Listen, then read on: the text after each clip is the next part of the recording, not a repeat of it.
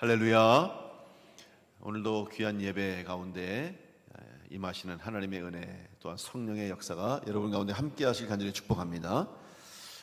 특별히 오늘 이제 10월 첫날 초하루이면서 또 10월의 첫째 주일이 되겠습니다. 이번 10월 한 달도 여러분 새로운 마음으로 또는 새 각오로 또 새 계절을 맞이하며 시작하는 여러분 가운데 함께 하시는 주님의 은혜 풍성함으로 채우시는 은혜가 여러분 가운데 함께 하시기 간절히 축복합니다. 우리 한번 옆 사람과 인사하겠습니다. 인사하면서 10월 한 달도 풍성한 은혜로 승리하시기 바랍니다. 인사하겠습니다.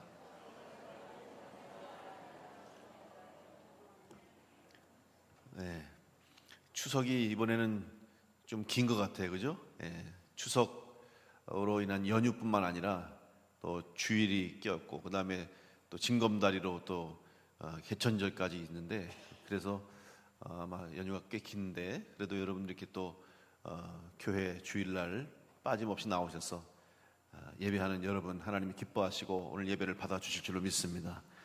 이번 10월 한 달 또 새로운 계절입니다. 아침 저녁으로 참 선선하더라고요. 오늘은 선선하다 못해서 좀 약간 쌀쌀함을 느낄 정도로 온도차가 큰데 건강하시고 또 새로운 계절을 맞아서 여러분의 삶에 하나님의 인도하심이 있기를 바랍니다. 오늘 새벽 초하루 기도회 때 제가 그 말씀을 드렸어요. 우리의 삶에 때로는 홍해가 가로막혀 있는 것처럼 또 앞이 보이지 않는 막막한 끝이 보이지 않는 담과 같이 벽이 우리를 가로막고 있는 것 같고 또 광야같이 길 없는 곳에 서 있는 것처럼 막막할 때도 우리의 힘으로는 할 수 없지만 하나님이 함께 하시고 하나님이 말씀하시면 벽에 문을 내고 홍해가 갈라지고 광야의 길을 내는 역사가 있게 될 줄로 믿습니다. 이 은혜가 이번 한 달 또 앞으로 여러분의 삶 가운데 늘 함께 하시길 간절히 축복합니다. 지난 주일에 우리는 아나니아의 이야기를 통해서 하나님을 속이고 또 하나님 앞에 거짓을 행하는 자의 결말이 무엇인가를 생각해 보았습니다. 아나니아는 하나님께 물질을 적게 바쳐서 벌받은 게 아닙니다.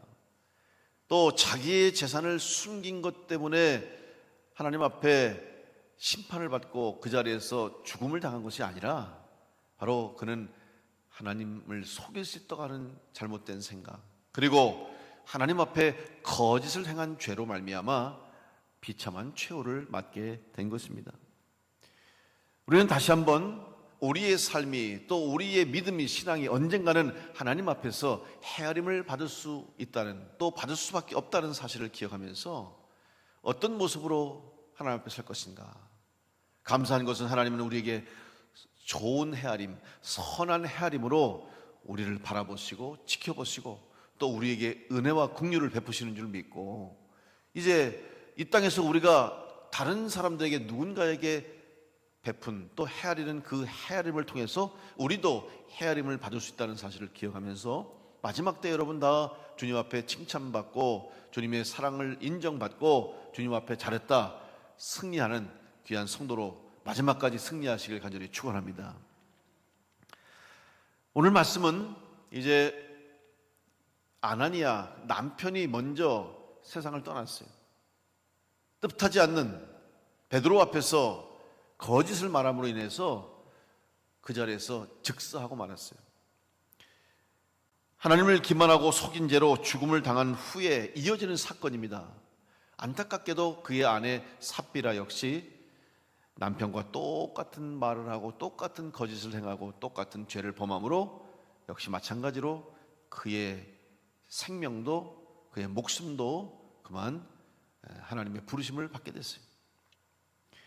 함께 해서 좋은 것이 있지만 함께 한다고 다 좋은 것은 아닙니다. 부부가 같이 하는 것, 함께 하는 건 좋겠죠. 그러나 신앙의 차원에서, 영적인 차원에서는 무조건 함께 하는 것이 다 옳은 것은 아닙니다. 우리 영어 단어에 보면 함께 한다라는 접도를 가진 단어가 많이 있습니다. 그 중에서 이 SYM, 씀이 앞에 접도로 나오면 같이 함께 하다라는 의미를 가진 단어가 되죠.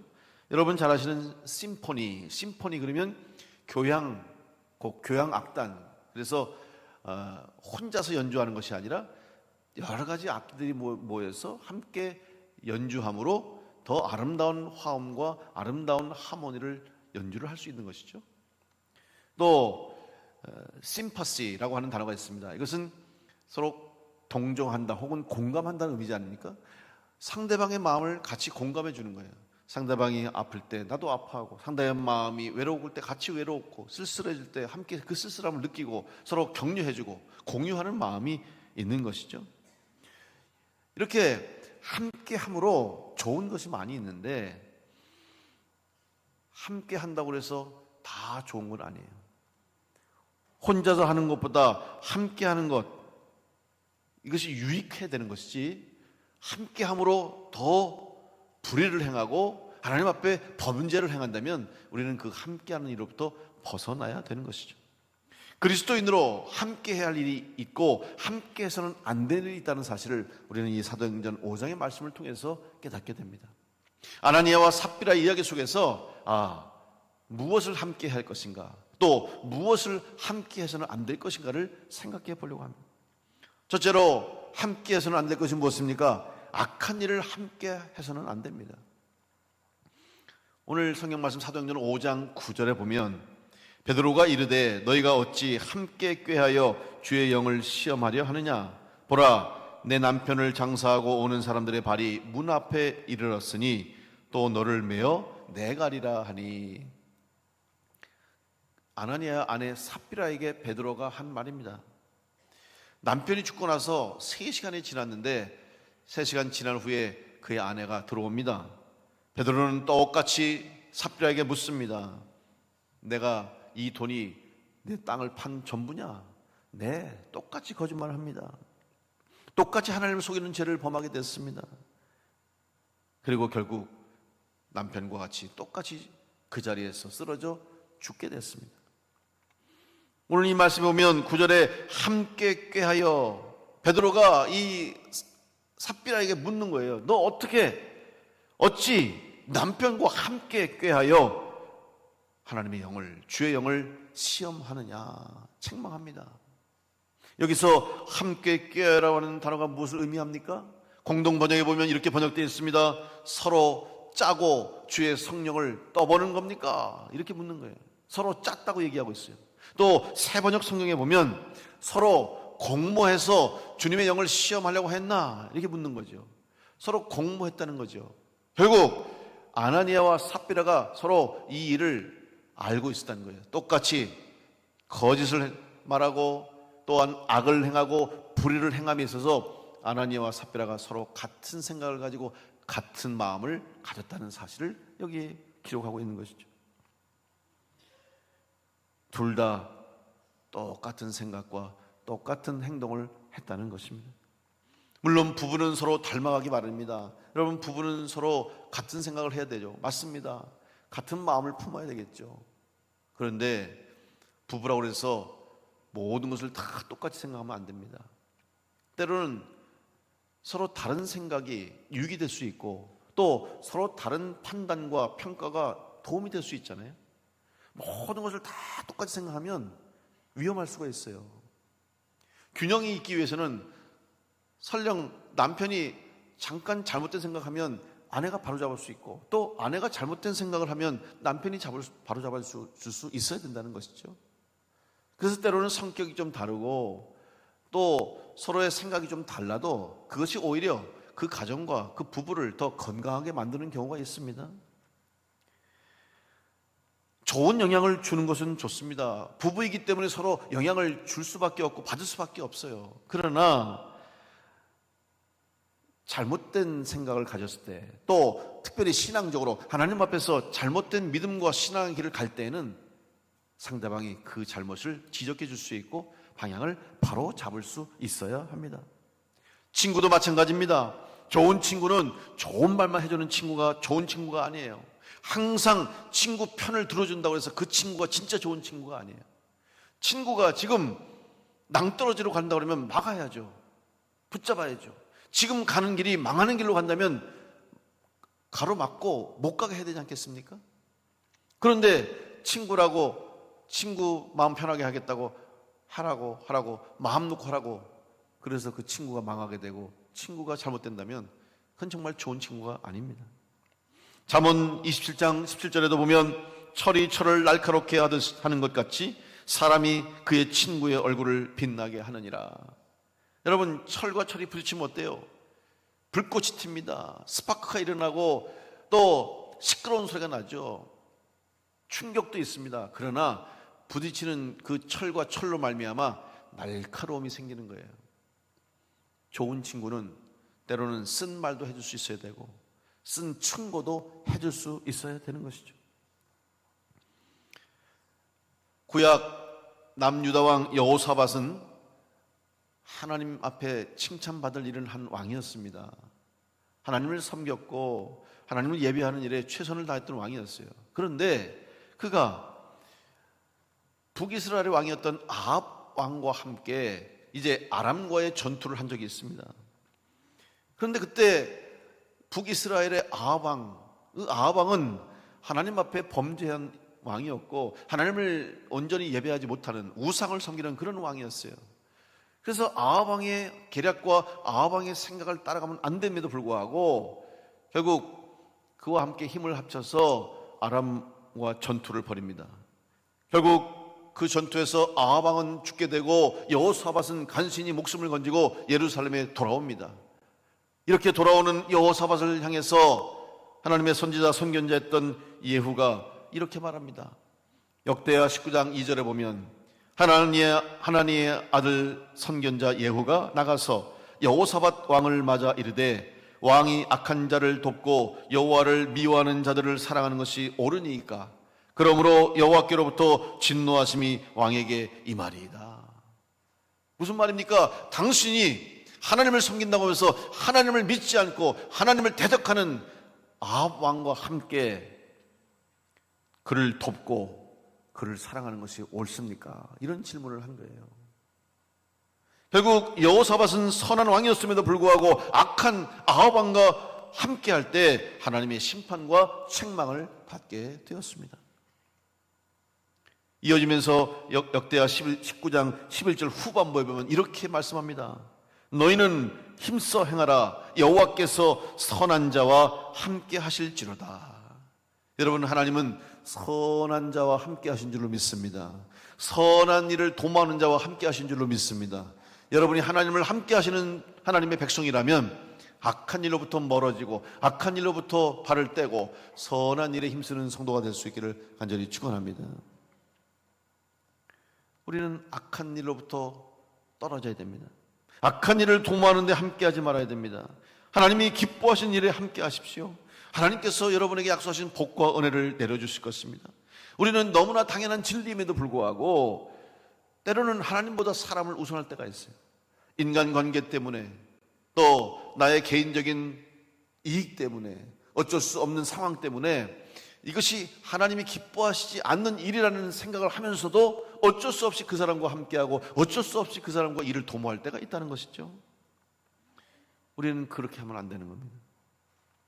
특별히 하나님을 믿지 않고 죄악 가운데 살아가는 사람들과는 지혜로운 관계를 유지해야 됩니다. 여러분, 우리가 예수 믿는다고 그렇다고 예수 안 믿는 사람들과 믿지 않는 사람들과 다 거리를 두고 척을 두고 그 사람 대적하고 그럴 수는 없습니다. 그렇게 해서는 안 되겠죠.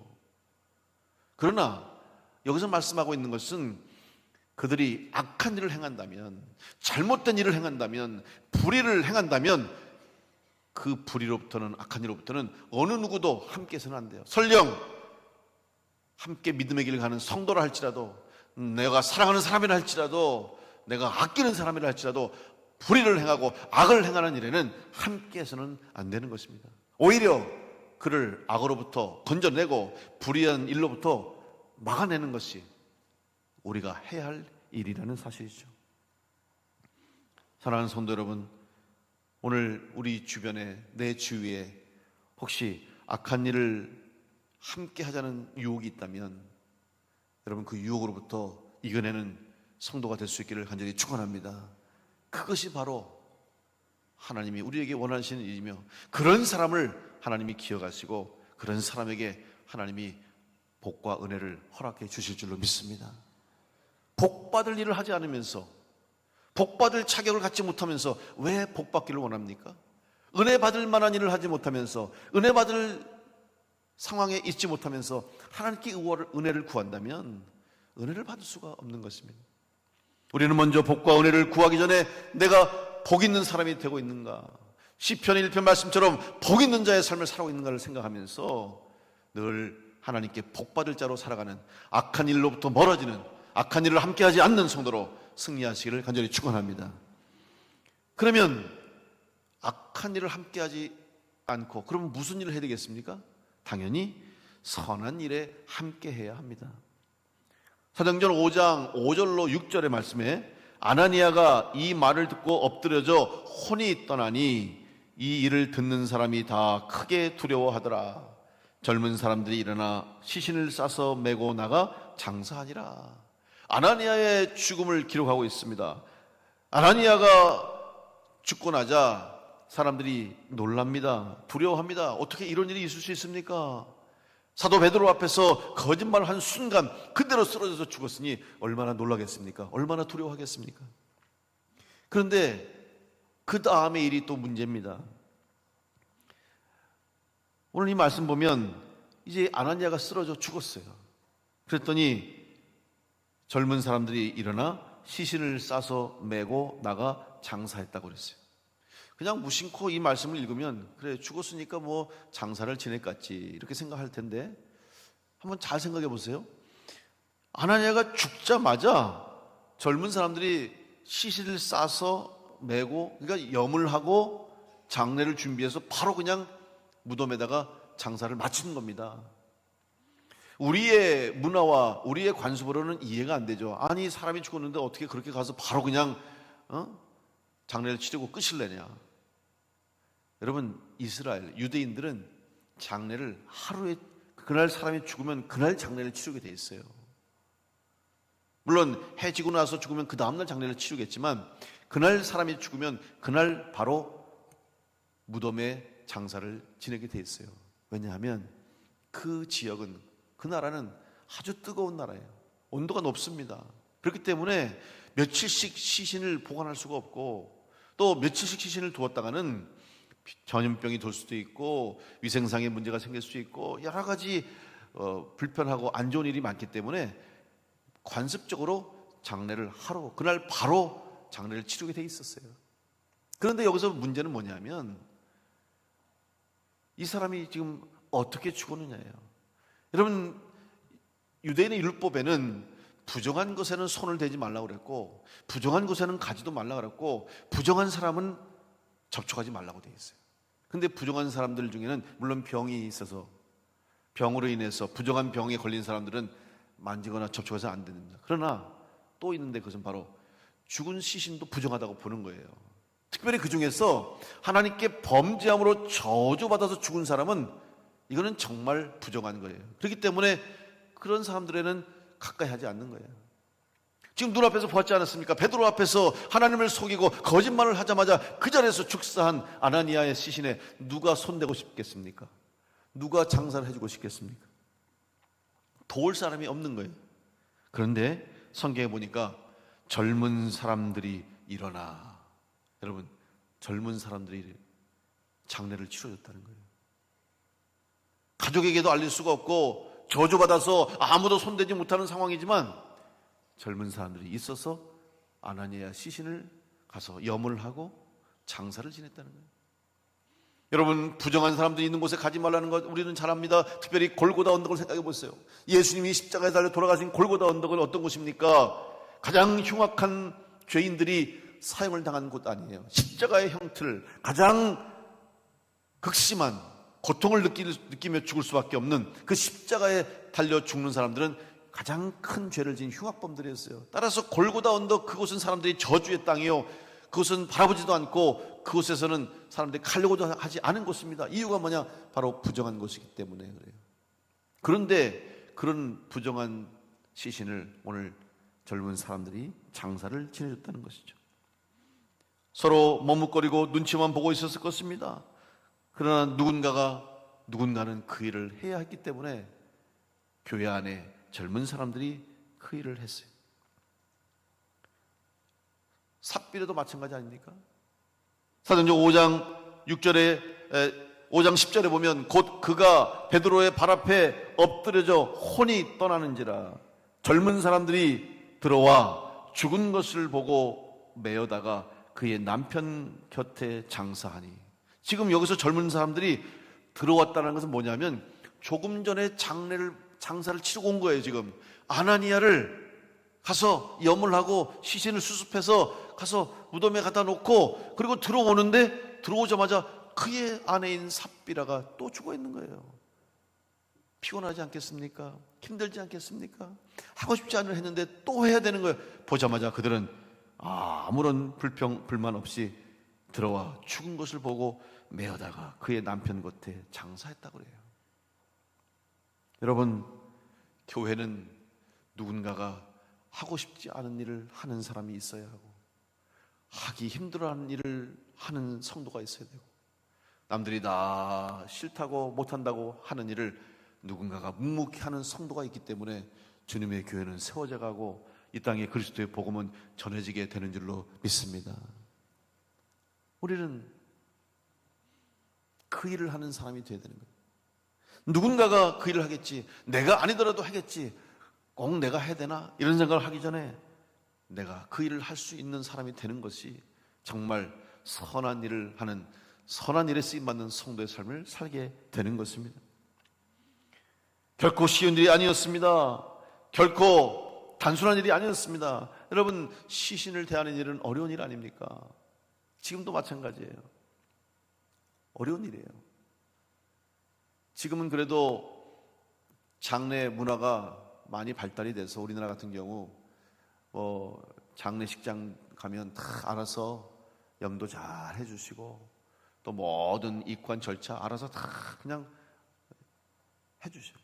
근데 예전에 여러분 아시잖아요. 예전에 사람이 돌아가시고 죽으면 염을 누가 했어요? 동네에서 잘하시는 분이 염을 했어요. 그리고 또 염하시는 분이 있어요. 누구요? 목사님들이 염을 했어요. 예전에. 불과 얼마 되지 않은 일입니다. 제가 신학교 졸업할 때 이제 4학년 되면 배우는 게 과목이 있는데 그 과목 중에 이제 실제 예식을 하는 것을 배워요. 그래서 뭐 세례 예식이나 또 결혼 예식이나 또 장례 예식을 배우는데 장례 예식을 배울 때 그런 말을 들었어요. 앞으로 너희들 목회 나가면 장례식을 많이 할 거다. 그러면 염도 할 수 있다고 하는 거예요. 겁이 나는 거예요. 그래서 어떻게 염을 하나. 그렇다고 뭐 염을 가르쳐 주지도 않는 거예요. 그런데 그냥 가면 다 하게 된다는 거예요. 그 당시 그렇게 했어요. 그래서 시골에 가서 목회하면 그냥 시골 사람들, 성도님들 돌아가시면은 가서 염도 하고 또 입관도 하고 하관도 하고 그랬어요.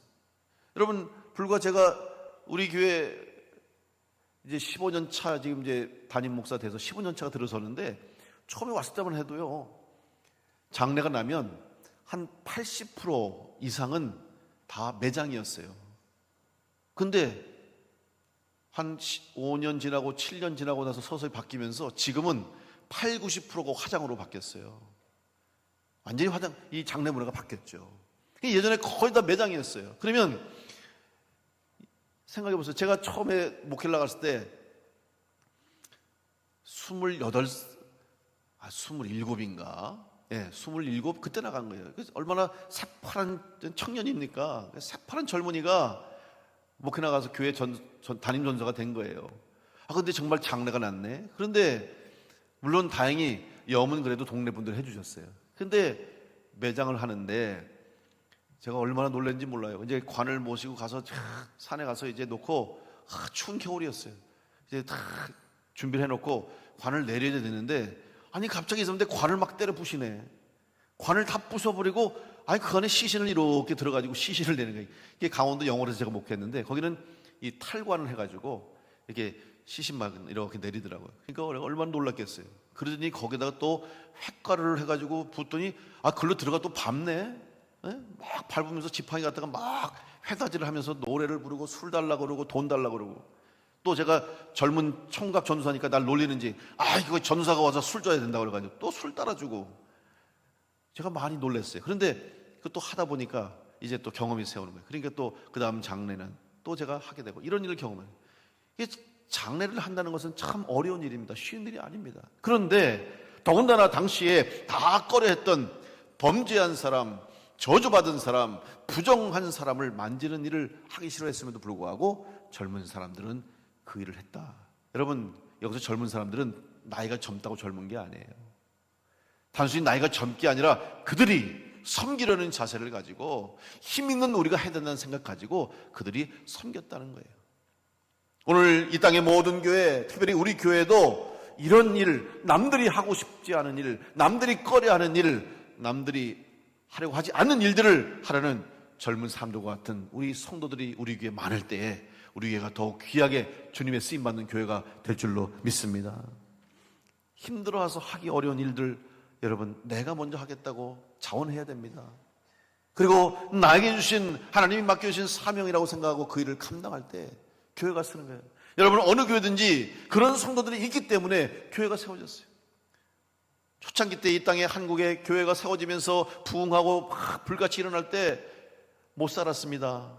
우리나라가 가난했어요. 먹을 것이 부족했어요. 그저 밥 잘 먹는 게 소원이라고 할 정도로 먹고 살기 어려운 시대였는데, 그때 교회를 세우려고 성도들이 하기 싫어한 일들을 했어요. 하기 어려운 일들을 했어요. 우리 교회도 마찬가지 아닙니까? 우리 교회도 지금 말고 그 전에 교회를 건축할 때도 여러분, 우리 교회를 건축하기 위해서 성도들이 집을 팔았어요. 피를 뽑아 팔았어요. 저는 몰랐는데 글쎄 그게 우리 감리교 기독교 세계라고 하는 우리 교회 감리교단 잡지에 그게 났더라고요.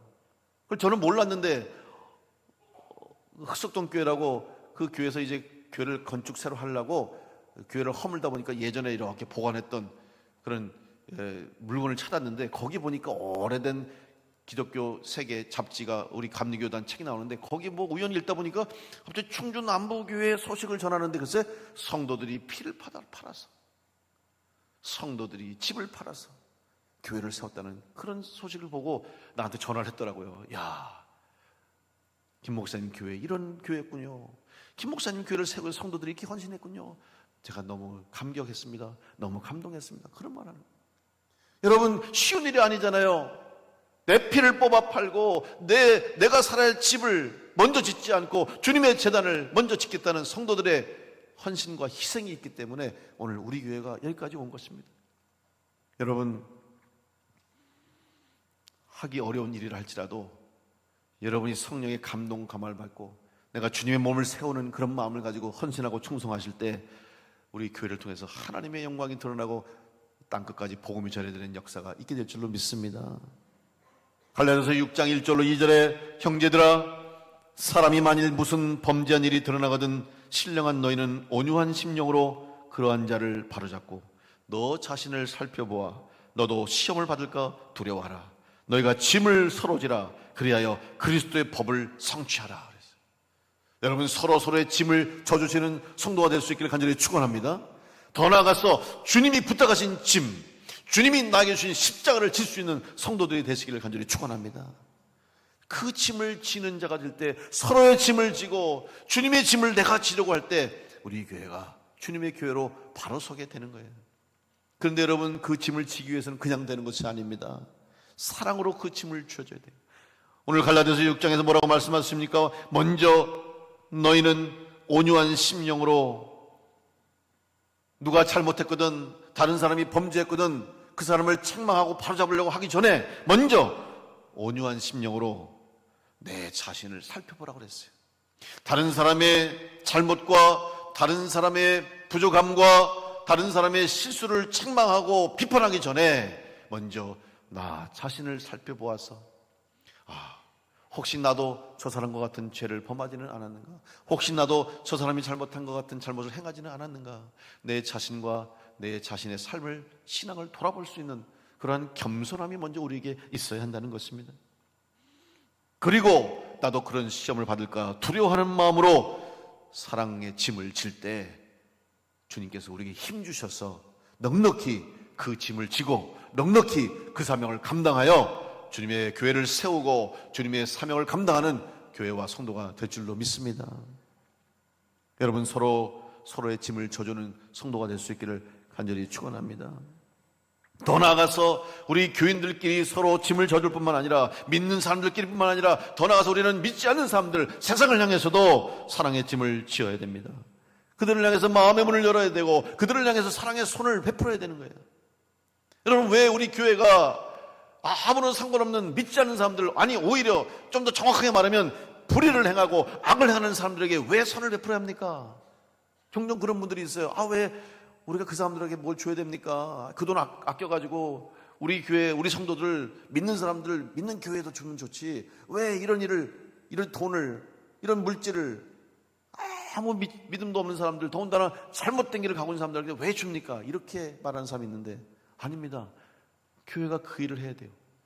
설령 그들에게 선을 베풀고 그들에게 선한 일을 해서 그들이 감동을 받지 못하고 이것이 주님의 은혜라는 사실을 몰라도 괜찮습니다. 언젠가는 그들에게 그 주님의 사랑이, 또 우리가 전한 작은 사랑, 우리가 행한 작은 선한 일이 언젠가는 그들의 마음을 움직이고 그들의 심령을 움직여서 주님께로 나올 수 있는 밑거름과 씨앗이 될 수 있음을 믿고 우리는 선한 일에 더욱더 열심을 내야 할 줄로 믿습니다. 서로의 짐을 져야 할 이유가 거기에 있는 것입니다. 기쁨으로 선한 일에 함께 하시기 바랍니다. 반드시 하나님께서 기억하시고 여러분에게도 좋은 것으로 채워주실 줄로 믿습니다. 갈라디아서 6장 9절로 10절 말씀에 우리가 선을 행하다 낙심하지 말지니 포기하지 아니하면 때가 이름에 거두리라. 그러므로 우리는 기회에 있는 대로 모든 이에게 착한 일을 하되 더욱 믿음의 가정들에게 할지니라. 여러분, 선을 행하다 낙심하지 마세요. 이렇게 열심히 했는데, 이렇게 열심히 베풀었는데 왜 돌아오는 게 없지? 전도를 했는데, 이렇게 많은 전도지를 뿌리고 이렇게 많은 물건을 전도를 했는데 왜 새가족들이 이렇게 없습니까? 교회 나오는 사람이 왜 없습니까? 여러분, 실망하지 마세요. 낙심하지 마세요. 언젠가는 그들에게 그 복음이 전해지고 그들에게 뿌려진 복음의 씨앗이 언젠가는 싹이 틀 날이 올 겁니다. 설령 우리가 살아있는 동안에 이루어지지 않으면 우리가 죽은 뒤에 우리의 다음 세대 훗날에도 이루어질 수 있어요. 하나님의 때에 하나님의 방법으로 이룰 수 있고요. 우리는 알 수 없습니다. 즉시 바로 열매를 거둘 수도 있고 그냥 순간적으로 하나님이 응답할 수도 있지만 우리가 살아있는 동안에 그 열매를 보지 못할 수도 있어요. 우리가 신앙생활 하는 동안에 그 사람이 구원받지 못할 수도 있어요. 전도가 되지 않을 수도 있어요. 그래도 해야 됩니다. 그래도 전해야 됩니다. 언젠가는 그들이 주님께로 돌아옴을 믿고 기도하면서 씨를 뿌리면 기쁨으로 단을 거두를 그때가 옴을 믿고 낙심하지 말고 포기하지 말고 때를 얻든지 못 얻든지 말씀 전하고 복음 전하면 반드시 하나님의 때에 하나님의 방법대로 응답하시고 역사하실 줄로 믿습니다. 지금 여러분이 함께 하는 일이 무엇입니까? 지금 여러분 하는 일이 선한 일에 함께하고 있습니까? 아니면 혹시 나도 모르는 사이에 해서는 안 될 일, 하지 말아야 할 일에 함께하고 있지는 않습니까? 주님의 일을 위해서 주님의 백성들과 함께 선한 일에 기쁨으로 쓰임받음으로 마지막 하나님 앞에 헤아림을 받을 때에 잘했다 칭찬받으며 하나님의 헤아림 속에서 은혜와 복을 받고 영광의 면류관을 받아 쓰는 승리하는 성도들 될 수 있기를 간절히 축원합니다. 선한 일에 함께 하십시오. 악한 일로부터 멀어지십시오. 악한 일로부터 벗어나십시오. 더 나아가서 악한 일에 도모하는 사람을 건져내십시오. 악한 일에 쓰임받는 사람들을 살려내십시오. 그것이 우리 교회가 사는 길이고 우리가 사는 길이고 우리 모두가 함께 하나님의 몸된 교회를 세워나가는 일인 줄 믿고 여러분 선한 일에 쓰임받는 성도로 승리해서 우리 마지막 날에 다 상급받고 생명의 면류관을 쓰고 하나님 앞에 영광 돌리는 성도로 승리하시기를 간절히 축원합니다.